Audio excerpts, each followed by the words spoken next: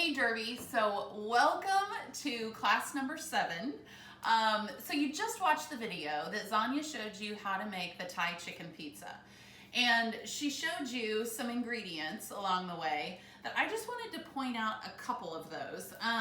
So natural creamy peanut butter, this local Kroger brand is one of my favorites. Now with peanut butter, just remember you've got to look at the ingredients. So this is just peanuts and salt.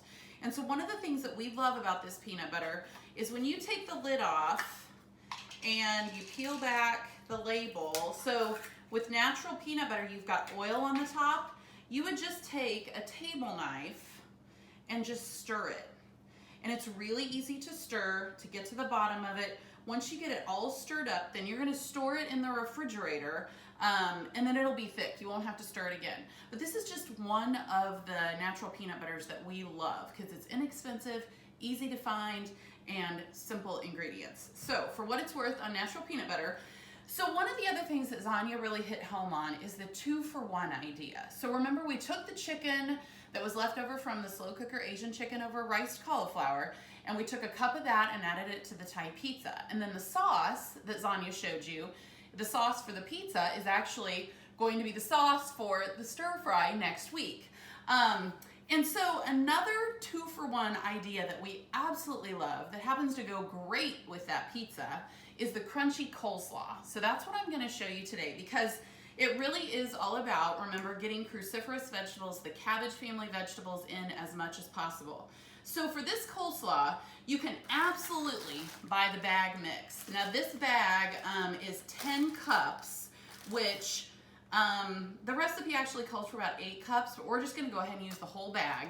But you also could just shred up green cabbage and then shredded carrots, whatever is easiest for you. It definitely is easy and more convenient to have the coleslaw mix. So what I did is I took this bag of coleslaw and divided it between 2 bowls. So we're gonna actually mix up 2 salads and divide the dressing among the 2. And then, so this is gonna be salad for tonight, and then you've got a salad ready to roll for a couple nights later. So you've got your sides covered twice. So the other thing that's included in this recipe is 1 bell pepper. And I used to not show people how to cut a bell pepper, but then I did it, and actually I stood and watched my father-in-law with his mouth wide open in awe of how I cut a bell pepper. So for what it's worth, I'm gonna show you how to cut a bell pepper, or at least how I cut a bell pepper. Everybody has their own personal preference. I hate the seeds flying all over the kitchen. So what I do is I actually cut the top off, and then your middle stem will just pop right out.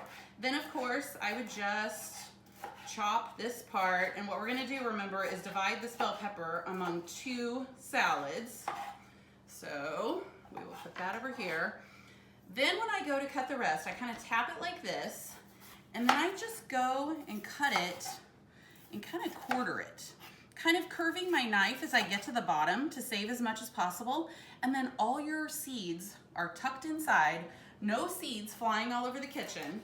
And so then remember, we're going to dice this up, divide it among the 2 salads, and then you could leave it in strips, you could leave it in, bite-sized pieces, you could finely chop it, whatever is easiest for you. And also personal preference on what type of bell pepper.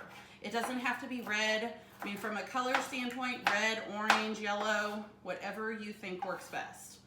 So the other thing, we're gonna make up a homemade dressing for this, but the other thing that's added to the salad is, almonds and sesame seeds. And so this salad actually reminds us of, so remember the ramen noodle salad that we all probably ate? This salad kind of has the flavors of that, with the broccoli slaw and the ramen noodles. Okay, maybe that was just something that my family ate all the time.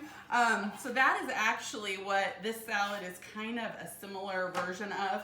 Okay, so now we've got our bell pepper. So what I did in a dry skillet over medium heat is I did 1/2 cup of sliced almonds and then 1/4 cup of sesame seeds, and just toasted them over medium heat for just a couple of minutes. And don't walk away, that would be my advice, because it goes from, oh, they're not quite done yet, to now they're totally burnt. So once they're cooled off, we're gonna again divide this up 1/2 and 1/2, and then we're going to make our dressing. Okay, so this dressing comes together super, super easy. We're gonna put it in a mason jar. So what I already have measured out is 2 tablespoons of olive oil. And remember, this may look like a lot of dressing, but it's actually for 2 salads. This is 3 tablespoons of apple cider vinegar, and then 3 tablespoons of rice wine vinegar. And this is just the natural, not the seasoned version, just the plain rice wine vinegar. And then this is 3/4 a teaspoon of salt and a dash of pepper. Then we are going to add 2 teaspoons of toasted sesame oil. And then we're gonna add 1/4 cup of maple syrup. And you could also use honey. Maple syrup blends together a little bit better, but totally your choice. Then, the trick is always just remembering that you're dividing this between 2 salads. But this is also one of those salads that the longer it sits and the more it kind of marinates together, the better it tastes. So it definitely is even gonna taste better once you let it sit for maybe 30 minutes. So we're gonna divide equally and then stir it up. And we have crunchy coleslaw for 2 nights. Now keep in mind, another type of almond that works really well in this salad is slivered almonds. So whether you use slivered or sliced, totally up to you. Now the great thing about this salad is it doesn't work just great as a side dish, it works excellent on top of other Thai things that we have on Eat Real America. Like the slow cooker Thai pork sandwiches, this crunchy coleslaw is awesome on top of those sandwiches. So we have other Thai ideas for you to check out. One thing I would love for you to consider, so homemade pizzas, like Zanya talked about in the video, you don't have to deprive yourself of pizzas when you're eating real and eating healthy.